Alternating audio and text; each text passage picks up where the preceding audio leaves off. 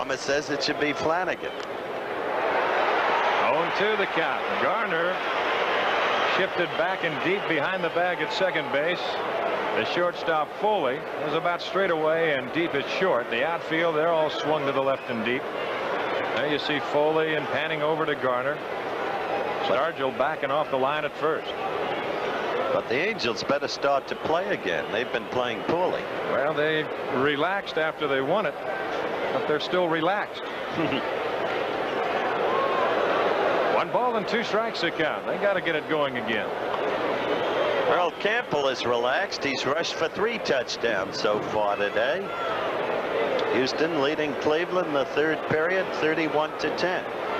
When Cleveland got done with Dallas Monday night, they didn't have to take a plane down to Houston. They went down on cloud 9. 1 ball and 2 strikes to Kingman.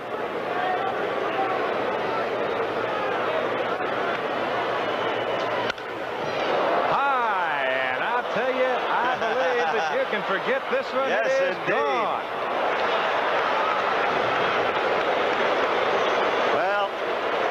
One that caught up with Bruce. And the fastball up and over the plate, and the Cubs have pulled it within 2. It is 3-1 Pittsburgh. Look at it again. Now watch this swing. Look at that, right in his alley. Oh. Now watch the home run itself. This thing was a monstrous cloud. It went so high. Do you see it? There you saw it. There it is. A little late. The thing must have gone higher than the Empire State. Now that is fouled by Bittner, who is 0 for 2 this afternoon. He has flied twice to the left fielder. At that time it was John Milner. So Dave Kingman increases his major league home run lead. Number 48 on the year, gives him 115 RBIs. Not a bad year for the big man. And suddenly these Bucks fans get a little tense. They realize it's back to 2 runs and far from safe and far from over. And they're stunned by a score just posted here. Ball, that score. The Eagles 17. The Pittsburgh Steelers 7 in the 3rd quarter. That's cued foul, and the count 1-2. Well, Dick Vermeil has done a job with those Eagles, hasn't he? He's amazing. And really a nice guy. But you must remember, in fairness to the Steelers, they've been injury-racked beyond belief. Throw the kitchen sink in to get this one. What's the matter now? Well, there's no reason to wait. They've got to have this one. It's a matter of 8 more outs. That's foul down the line. Now Kelleher back to first as Robinson runs it down and will flip it out of play. Flips it over in the Pittsburgh bullpen. 0-1 to Ken Henderson. Henderson, a switch hitter. Of course, hitting from the left side off of the right-handed pitching of Tekulve.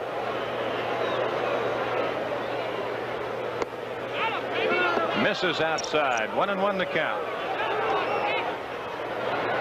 Steve Ontiveros is down in the on-deck circle, and he will hit for the pitcher Lynn McLaughlin.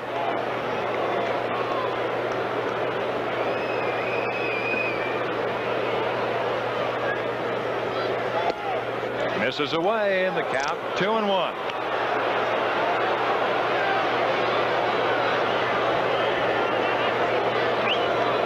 So Tekulve making the fans here at Three Rivers Stadium squirm just a little bit. More than a little edgy. Wheezy. Misses outside, and that's ball 3. Tekulve says, where was it? And Fromming says, out here. And works 93 times. This is the 94th. How many pitches are in a man's arm? Oh, boy. That was Kelleher at first base with Stargell holding.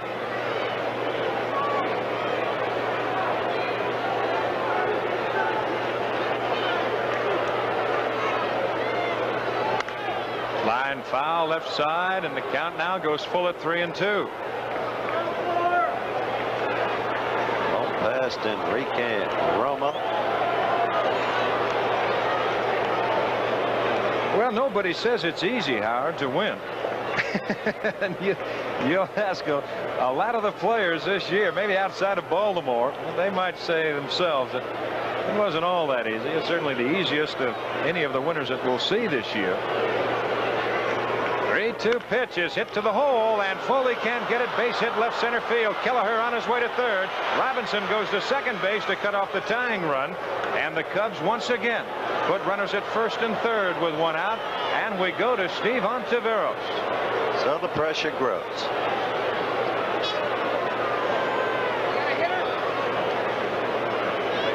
Here comes.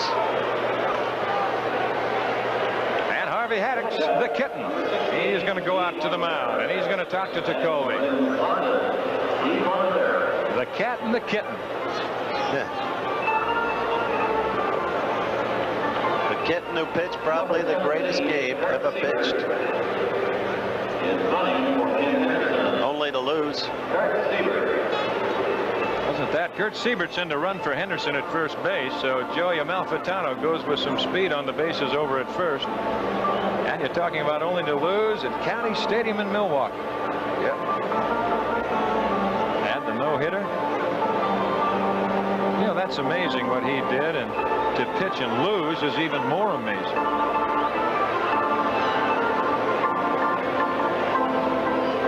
Now, Harvey's had his say with Tekulve. Ontiveros is a switch hitter, and of course he'll be hitting from the left side off of the right-handed pitching of Tekulve.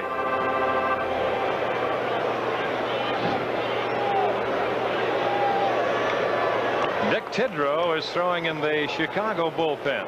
He's really had a marvelous year for Chicago. Great year. Martin has complained unendingly throughout the season with the Yankees about the trade that sent Tidrow away. But they got Burris. Billy wasn't there at the time. Now here's Ontiveros. Runners at first and third. Outside, ball one. It's near and yet so far. Ontiveros hitting .284 on the year.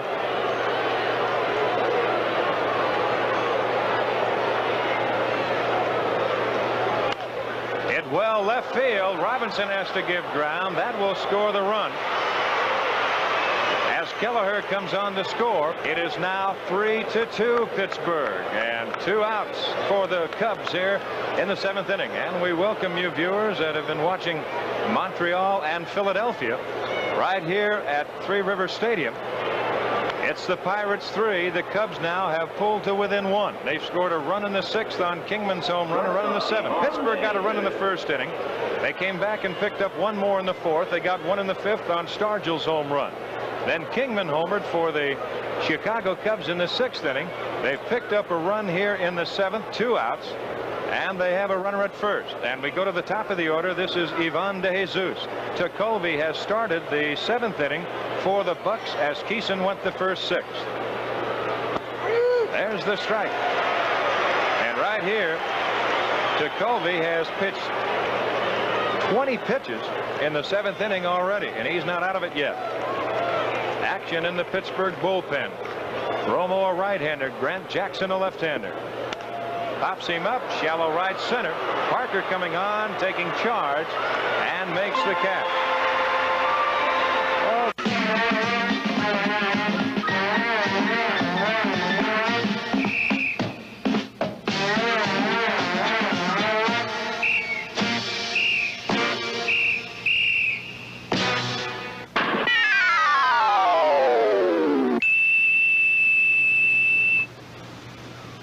The preceding was a message on behalf of Major League Baseball. Now that is the story as far as the National League East is concerned. The Pirates right here in the bottom of the 7th, they lead Chicago 3-2 in the 7th inning at Olympic Stadium in Montreal. It's Philadelphia 2-0 over the Expos, as Steve Carlton must be on up there this afternoon. Here's Dick Tidrow making his 65th appearance of the year. And Howard, as you said, what a year, 11-5 with 4 saves. Well, he had been racked up ceaselessly at the start of the season when a member of the Yankees, Bruce Kim, now in place of Tim Blackwell. Tim had been pinch hit for by Kenny Henderson. He got a big hit in that role. But Billy Martin, the day he came back, remember, we interviewed him. That's right. He was openly critical of the trade that sent Tidrow away. He said, you got to know how to use Tidrow, and Billy felt that he did. Now it'll be to Colby to lead it off. Kim is hitting in the 9th position and Tidrow in the 8th position. Now, of course, Joey Amalfitano doing that to get at the pitcher spot quicker. Number 41, Dick Tidrow, pitching for Chicago. And number 7, Bruce Kim, is catching. All right, hopefully got the mic fixed. Tidrow happy. Wrigley Field, after season day games. The 1-strike pitch, and Colby going to try and push a bunt and move his way on.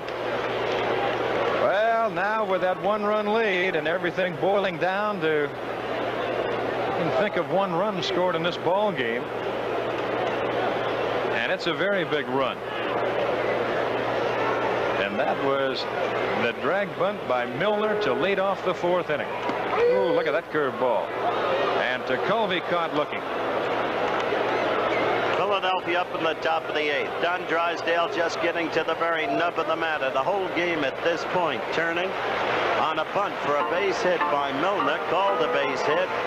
Our replay indicated to us that Milner was actually out, but the first base umpire, Jerry Dale, was out of position, and the way the tag went, so was Bruce Froemming, the home plate umpire.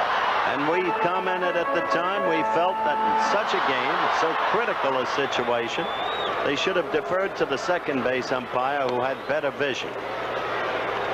Now here's Omar Moreno. He is 0 for 3 this afternoon. He has struck out, he's bounced to third, and he bounced to the second baseman, Dillard, with the pitcher covering.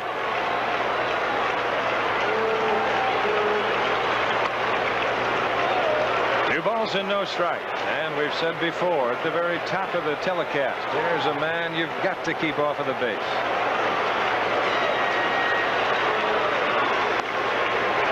Ball 3.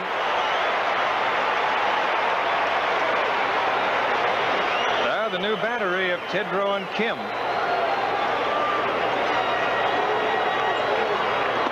There's the strike, and the count goes to 3-1.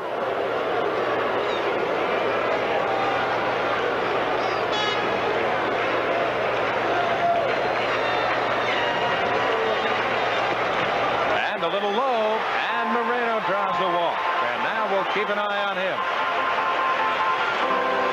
First walk issued by Tidrow as Doug Capella, left-hander, is throwing once again in the Chicago bullpen. This is the second time that he's been up. You've got to feel that Moreno will be going.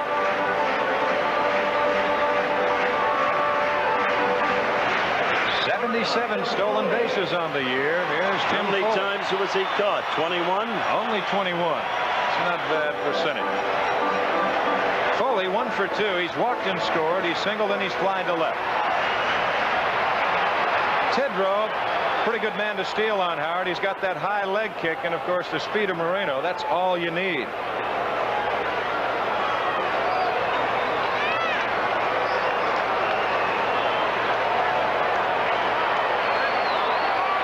Another throw and a quick tag by Billy Buckner. Well, the game has dictated that you've got to figure that Moreno's going to go. They've sent Madlock. Has to. It's the way Tanner plays again. Look out, and he got hit. No need to go now. And that got Froemming, the home plate umpire, and he's down.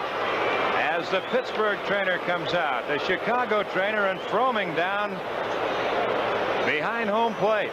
That ricocheted off of Foley, and it got Froemming. That And it's a second umpire I've seen go down in the last 2 days. Bill Haller, the veteran umpire in the American League. And there was a third umpire earlier in the year. This is not regarded by too many fans as hazardous duty, but in fact it is. It takes a lot of courage. Well, Tony Barterone, the Pittsburgh trainer out there, Dr. Joseph Feinkohl. There you look at it again. Let's look at it in the left hand. He got it right in the stomach, or so it seemed. One who went down earlier this year got it in the Adam's apple, and there was a danger of his swallowing his tongue. But Bruce, look at him there, a tough cookie. Well, apparently it was in the upper left chest area, affecting the shoulder, the way he's using that arm, trying to flex it. Now here's another look at it from another angle. See, Foley gonna bunt. Now it takes a piece of Foley, and it looks like it gets him right in the left side of the neck, right off the tip of the shoulder. Froemming, of course, he's a scrappy little guy out of Milwaukee. Started umpiring when he was just 18 years old. He was the youngest professional umpire at that time, and after 13 years of working his way through the minor league, he made his National League debut in 1971. Well, there's been this break in the baseball action with 2 minutes remaining. Miami has just connected on a field goal after a greasy to Hardy touchdown pass. The Jets lead 26-20. The Giants in the fourth quarter back in the ball game, trailing 17-14. The rookie Sims connecting on an 11-yard touchdown pass to Kenny Johnson. In New York, that'll have Sims in the Hall of Fame. Minnesota winning by 3 over Detroit. Pittsburgh has narrowed the gap. Washington has lengthened the gap. Buffalo with Knox doing a superb job spreading the gap on Baltimore. Houston crushing Cleveland. Tampa Bay clinging to its lead over Chicago.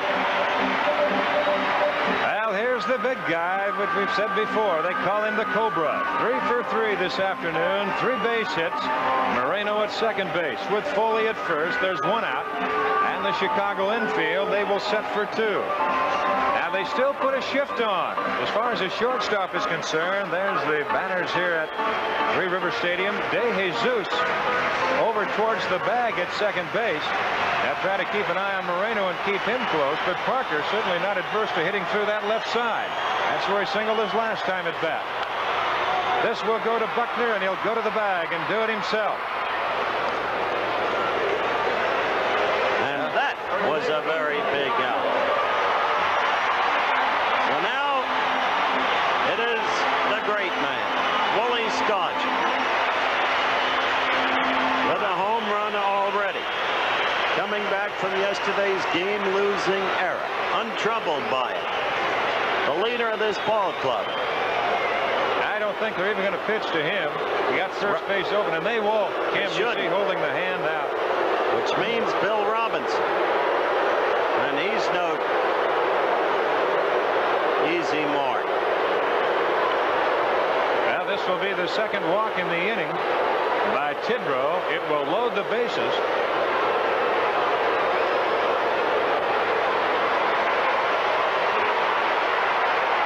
The Bucks on top 3-2, and the Cubbies trying to stop them right there. And they're in the bottom of the 8th in Montreal, and it is 2-0 Phils. There's Bill Robinson, who came up with the Yankees. They had predicted a brilliant career for him. Look at the difference, however, in his hitting this year against lefties and righties, despite the 24 home runs. And Tidrow, a tough one for the right-handed hitters. Now Moreno going to come down the line as far as he can. Kelleher playing back at third, and Tidrow will work out of the stretch. He will try and cut down some of that lead by Moreno at third.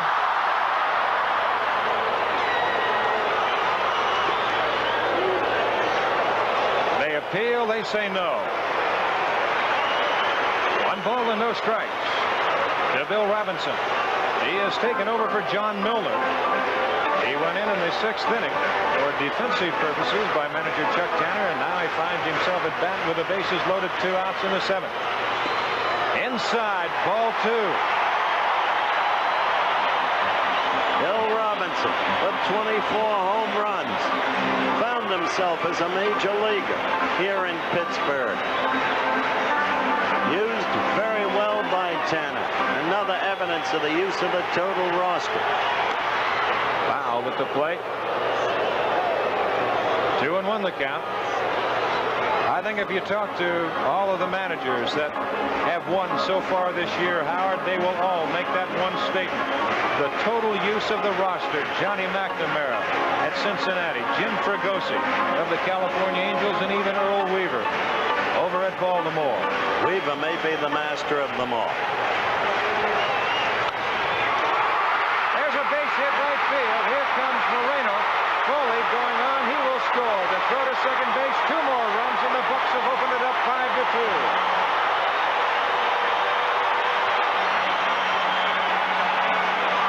Well, that's Bill Robinson for you. Despite the .212 average against right-handers, he is not an easy mark. That's not representative of him in his whole career at the plate against righties.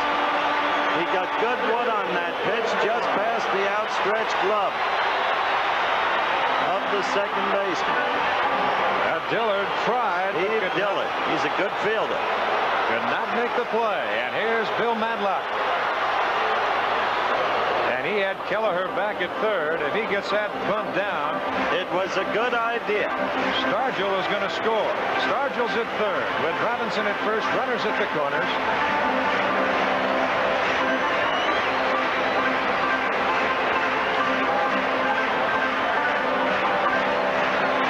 Now the fans breathing a little easier here in Pittsburgh. The runner goes. The ball, the throw, and they don't get it.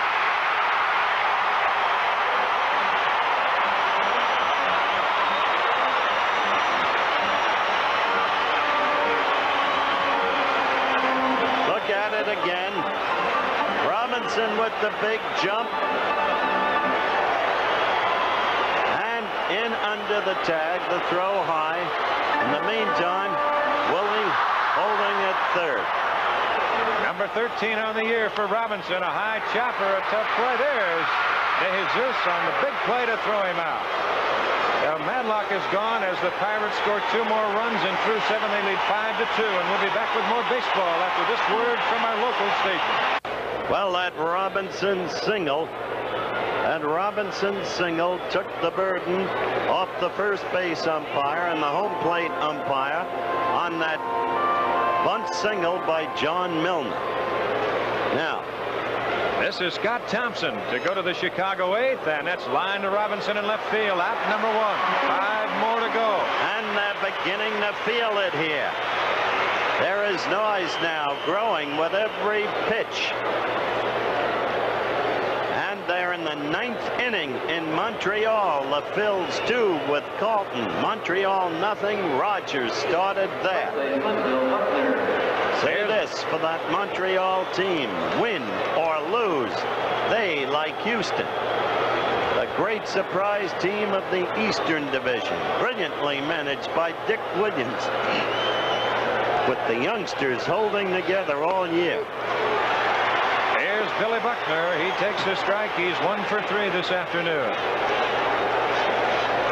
And they're in shock here at Forbes Field, at Three Rivers Stadium at the same time. The Eagles have beaten the Steelers 17-14. So another unbeaten team bites the dust.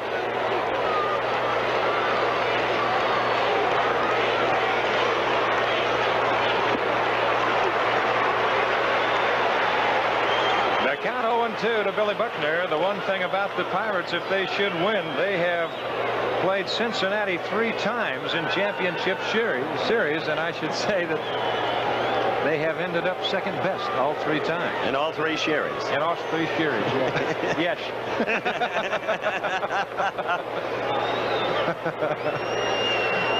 2-2 the count. Tell you this, if whether the Bucks win in the East today, should either the Bucks or the Reds get to the series, the National League will be well represented. This Pittsburgh batting order down the line is terrific. Hit hard, but right to Willie Stargell, and he'll go to the bag, and that is out number 2. There are 4 outs to go. And in Montreal, there are 3 outs to go for Montreal. They are trailing 2-0 in the 9th inning. And here comes Mr. Kingman, who had a home run in the 6th off Bruce Keeson, who went out in the 7th in favor of Tekulve. He had a blister problem. He also was getting away with things. He wasn't truly sharp, but double plays and clutch upon clutch saved him. And they put the shift on for Kingman. Now they move Garner on the third base side of second base. There you see the left side of the infield. Madlock, Foley, and Garner. And way over there all by himself, the lonesome end, Willie Stargell. Kingman 2 for 3 today. And there is another unbeaten team that has bitten the dust. Richard Todd threw a 71-yard touchdown pass to Wesley Walker. The Jets leading with only seconds remaining, 33-20 over the Miami Dolphins. Roselle wants parity. He's getting it. Oh, there's a big swing and a miss by Kingman. Maybe getting a precious bundle of mediocrity. There is a powerful swing and a look at it. Very quick. Look at that arc. A ball and a strike to Kingman. Out of play. 1-2 the count.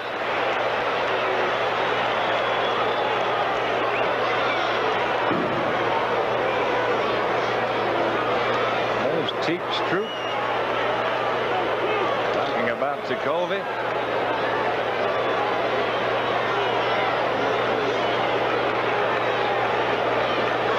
They got signs, as we said before, all over this ballpark. Omar's amigos.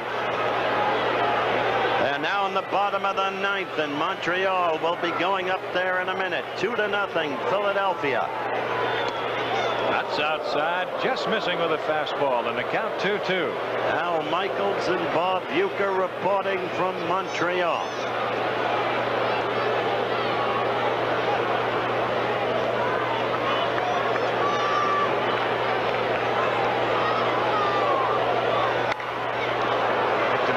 Center, but not hit that hard, and that's going to drop for a base hit. A big high hop, and Moreno knocks it down, and Kingman will go to second base. They will call that a double because of the hop. Now that'll bring on Larry Bittner. It is a two-base hit. This is what will happen on that artificial turf. You can't get up on it too close because it'll go right over you, and you see both Robinson and Moreno certainly aware of that fact. Right fielder Larry Bittner. If you do, you got to make sure you get up and smother it.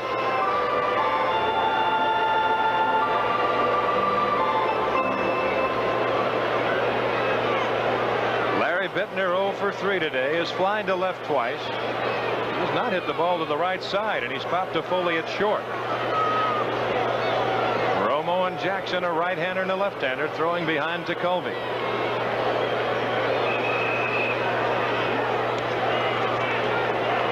The count.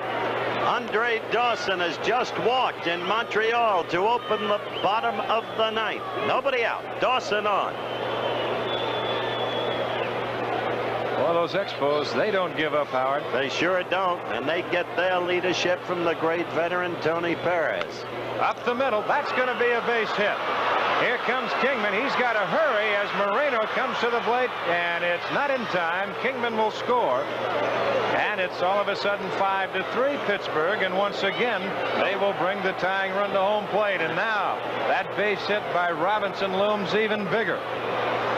And now there's just the beginning of some tension as Mr. Mike Vail comes comes in to bat for Steve Dillon. You remember Vail, the kid who broke in with the Mets, looked like a terrific ball player, faded out, was traded, but look at those stats right here with the Cubs. Is batting for Steve Dillon. Now the 7 home runs and the 35 RBIs, that definitely gives him the potential to tie this thing up. Tony Perez at bat in Montreal. And it's 2-0 on Perez. Man on first, nobody out. Bottom of the 9th. Phil's 2, Montreal nothing. Now this. Vail didn't get the big curveball, and the count is 0-1.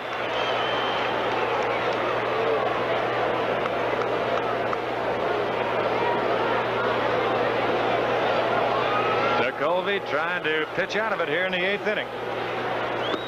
Misses away, and the count 1-1. Jackson and Romo continue to throw. Vail, a 6-foot, 185-pounder.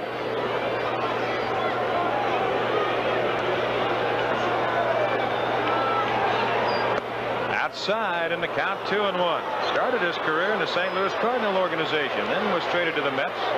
Was there for a couple of years. Perez has just struck out. 1 out. Man on first in Montreal.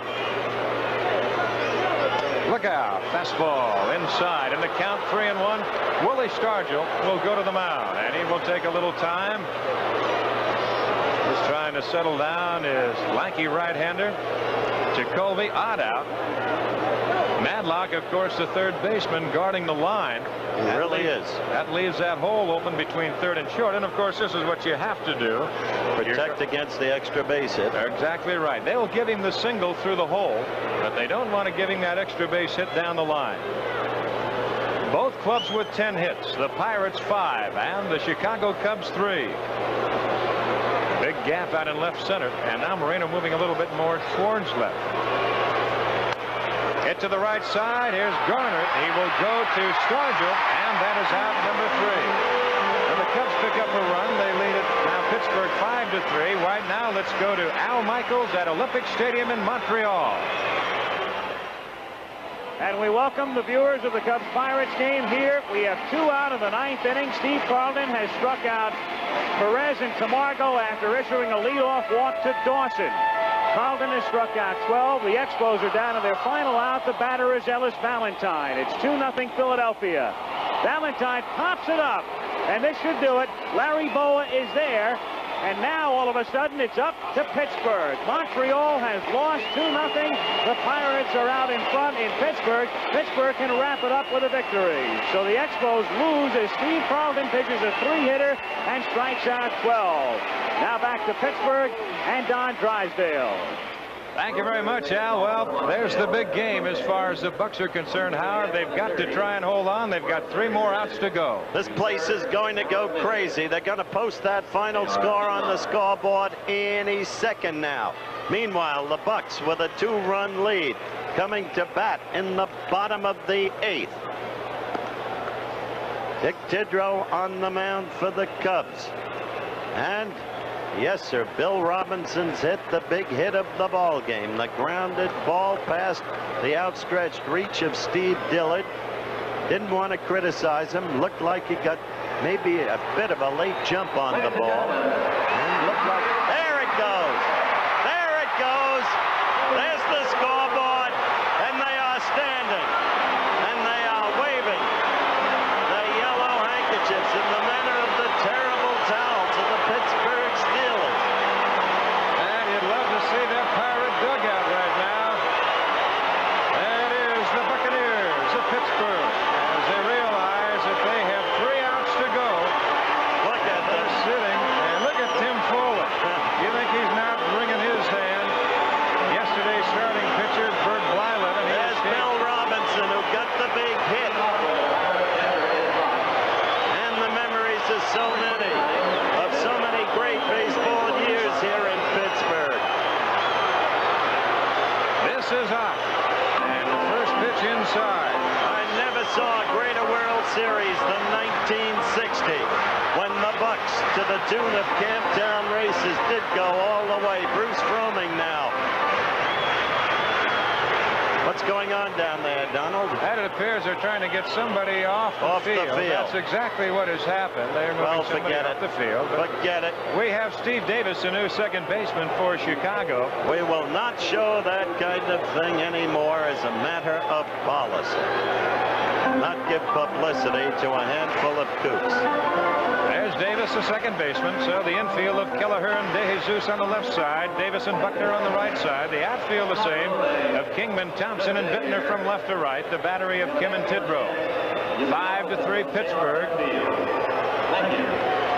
1 ball and no strikes to Ed Ott. He's 0 for 3 today.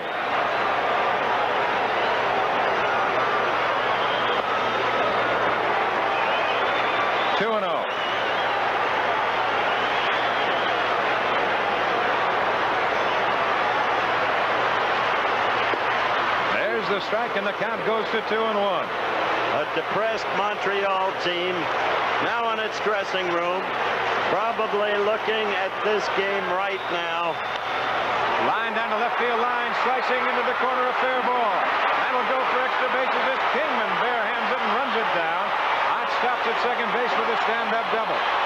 You can sense it now, but to you, Dick Williams, and to you, Tony Perez, and Andre Dawson, and Ellis Valentine, and Warren Cromartie, to everybody, Rudy May,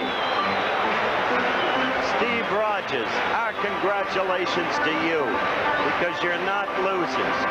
You had some season, and what you've done for baseball in Canada is something they talk about in Old Montreal, in New Montreal, in Quebec, and all over that country.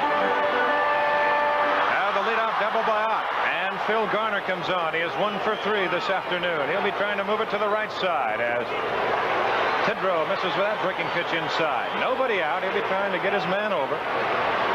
Checking with his third base coach. That is Ott at second base. The infield all up just a little bit. The deepest of the 3 is a shortstop, DeJesus, of the 4, I should say. You see Tidrow thinking that maybe he's going to try and move it that right side, trying to make him move that fastball inside. Let me tell you something. Tidrow's pitching this game the way he pitched so many for the Yankees. He gives nothing. A one-hopper to Kelleher. He goes to Buckner, and they hold the man at second base, so Garner cannot advance him.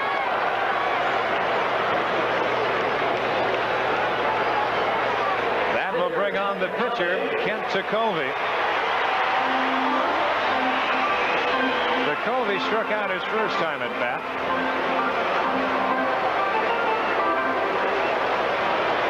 And we welcome you viewers who have been watching the Montreal Expos and the Philadelphia Phillies. Right here, we have one out. In the bottom of the 8th inning, the Pittsburgh Pirates leading by a score of 5-3.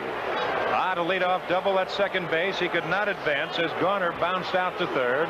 And Tekulve comes on. He has struck out his first time at bat. Tidrow on in relief of McLaughlin, and he almost picks him off. 1-0 the count. Now they're happy on one hand, Howard, as they know the outcome of the Philly-Montreal game, but they just flashed the final score. The Eagles over the Steelers 17-14. Narkeeson fouls that away, and the count 1-1. Quick final 2. Jets 33, Miami 27. The Pirates 5 runs on 11 hits. The Cubs 3 runs on 10 hits. The Cubs earlier in the ball game were taken out of some innings by 4 Pirate double plays in the first 4 innings. Good breaking pitch. Make that 4 out of the first 5 innings. As they had the starter Bruce Keeson on the ropes, but they couldn't put in that one big punch. Chuck Tanner realizing that all his team needs is 3 more outs. Got him. Good pitch. I told you, Tidrow gives nothing away. Now there's 2 gone. Ott remains at second base, and we go to the top of the order in Omar Moreno. Moreno this afternoon. He is 0 for 3. Has struck out. He's bounced to third. He bounced to the second baseman with a pitcher covering, and then with 1 out in the 7th inning was walked by Tidrow.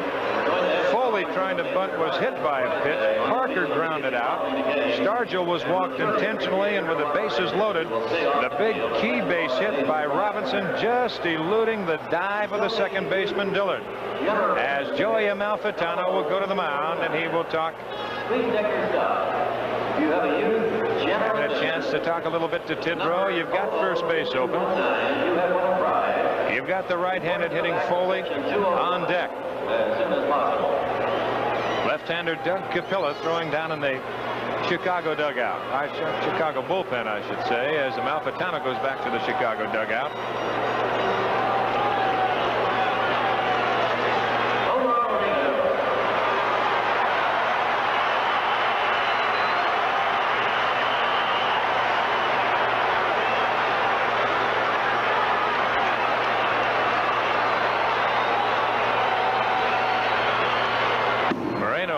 That first pitch away. If you're looking to the Chicago ninth, that's where they're in trouble, Don. They've gone to the bench so much already. The upcoming batters, Kelleher, Tidrow, and Kim, they got to go to the bench again. There you see the graphic.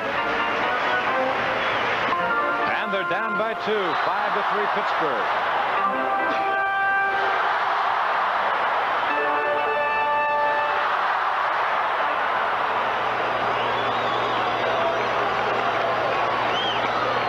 Just missing the outside corner, and the count 1-1. Well,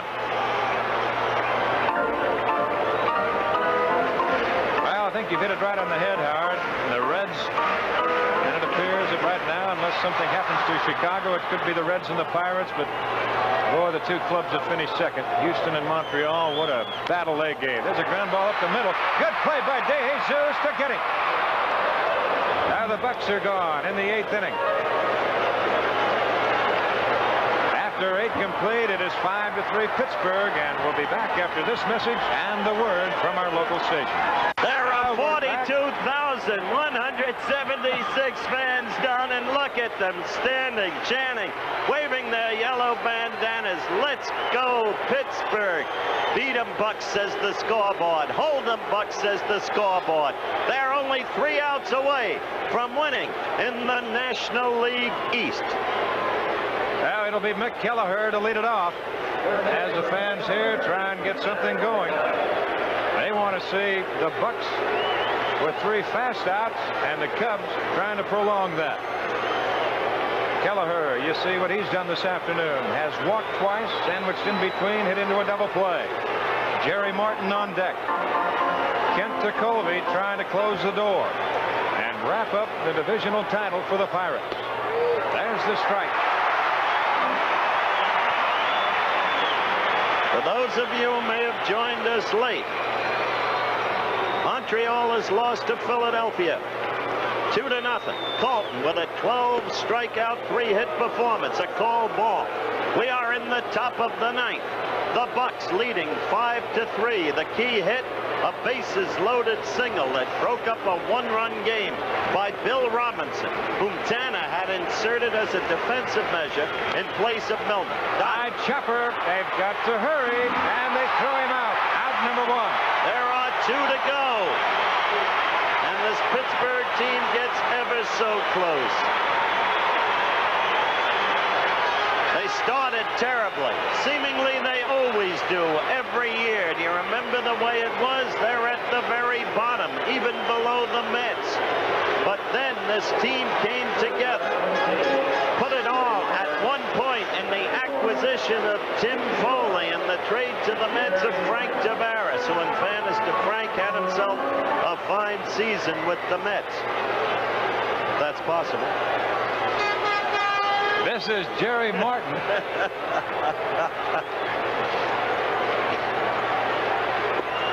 Martin trying to keep it going, and the crowd roaring with every strike. But Foley glued that infield together, and he got big hits, and he advanced runners, all the subtle skills of the game. And then Willie Stargell, the great veteran, came on to have a great year. Dave Parker, always great. Pops him up, it might be playable. Willie Stargell will have a play and makes a catch out number 2. There is only 1 out to go. Throw in the acquisition of Bill Matlock, twice National League batting leader, who has come back to himself here in Pittsburgh, and Phil Garner, another of the unheralded ones. People like Bill Robinson, and a manager like Chuck Tanner, who doesn't try to make men conform, but who lets them do their own thing, and somehow there grew among this Bucks club a togetherness that is now manifesting itself. Next. This is Bruce Kim, 1 out away. And if they win this, it'll be their 98th victory. More games than they have won in a season since 1909, when they won 110 in a shorter game schedule. It used to be 154. Now, as you know, it's 162. 0-1. 0-2, and the Pirates are 1 strike away. They can feel it now. It's on top of them.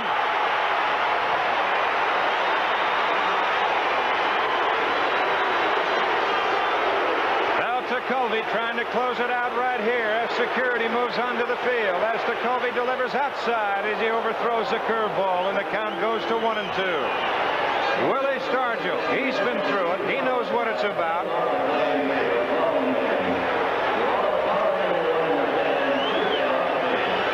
Colby with a new ball, just trying to collect himself. 1 ball, 2 strikes to Bruce Kim. Pops him up, and this ought to do it. Bill Matlock calling. He is there. He makes a catch, and the Pirates win the East. The Pirates and all the fans out of the field as Colby with Tanner. There's the starter, Keeson. The 31st save for Colby, Howard, and the fans there are going wild to the fireworks. Picture speaks.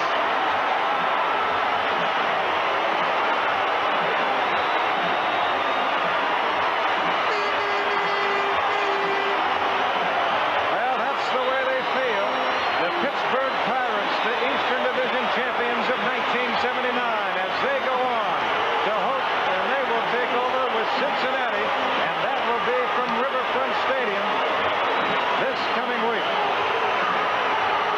Maybe, maybe not. Ain't no stopping us now.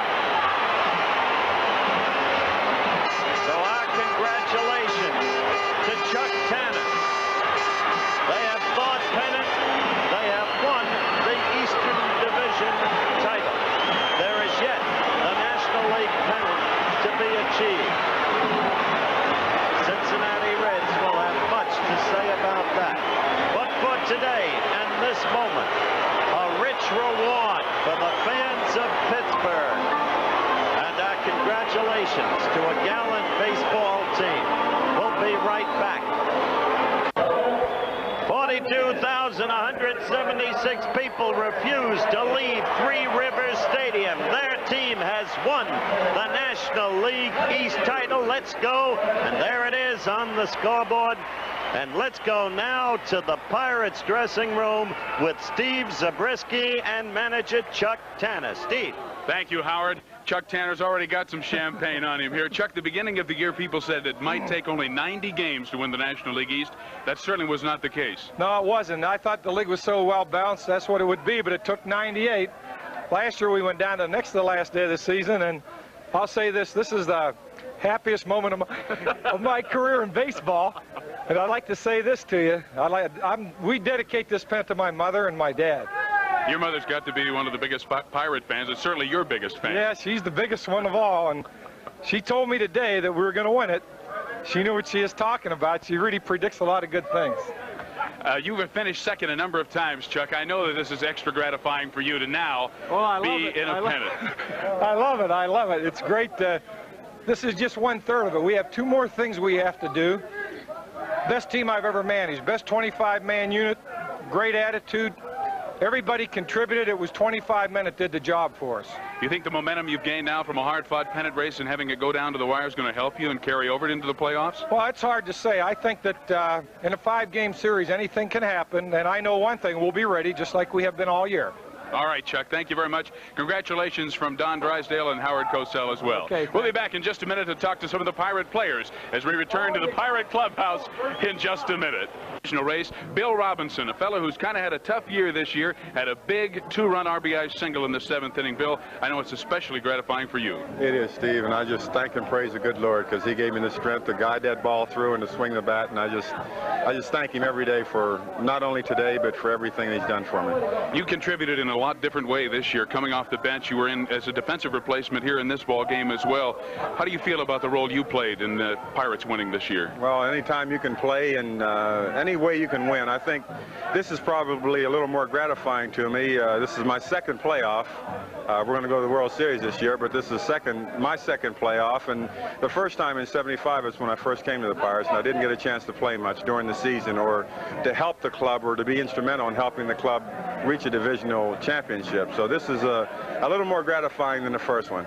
Do you think it's a test of this team's character that they were able to hold off an excellent Montreal ball club and take it right down to the wire and win it? I tell you what, I'm not saying because we did win, and I hope that they're watching me now, but my hat's off to the Montreal Expos. They're one great bunch of guys, and they battled us all the way, and hey, they're going to be tough to reckon with from here on in. I don't think anyone will ever take them for granted, and congratulations to you guys. All right, Billy, thank you, and congratulations to you.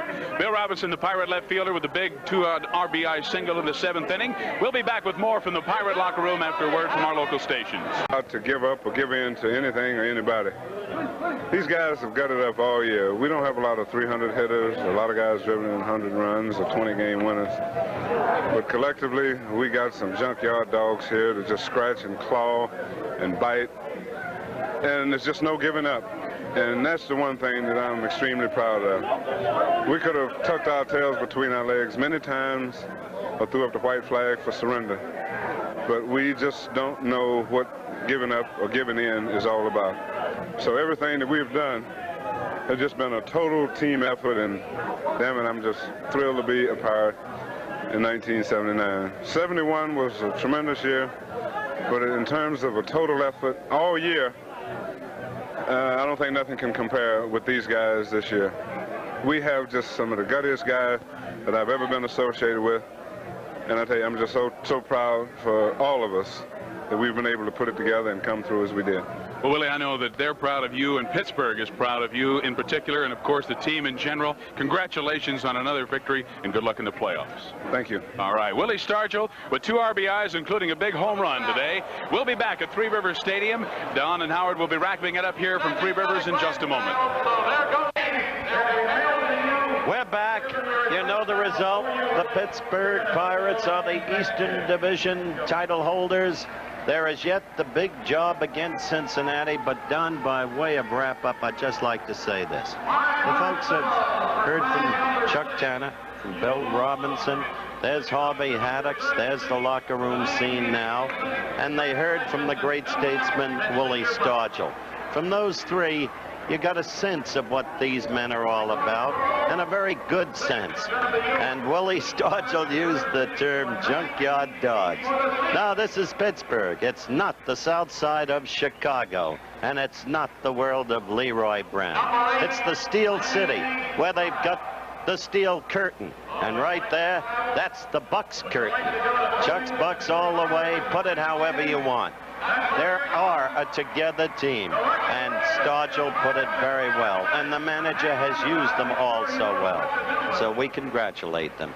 But Don, what a task ahead against Cincinnati. Oh, they certainly have that, Howard. This will be the 4th time that they have met the Cincinnati Reds in the championship playoffs, the 6th time overall that the Pittsburgh Pirates have been there. And the last time was 1975. They have yet to defeat the Cincinnati Reds. So we'll wait and see what happens. That will all take place next week. Once again, the final score, Pittsburgh 5, Chicago 3. And be sure to join us tomorrow night for ABC's NFL Monday Night Football. The New England Patriots meet the Green Bay Packers at 9 Eastern, 8 Central, and 6 Pacific time. Travel arrangements made through and a promotional fee paid by United Airlines. United is building the largest airline in the world around you. ABC's Major League Baseball has a presentation of the leader, ABC Sports, bringing you exclusive coverage of the Lady Olympics.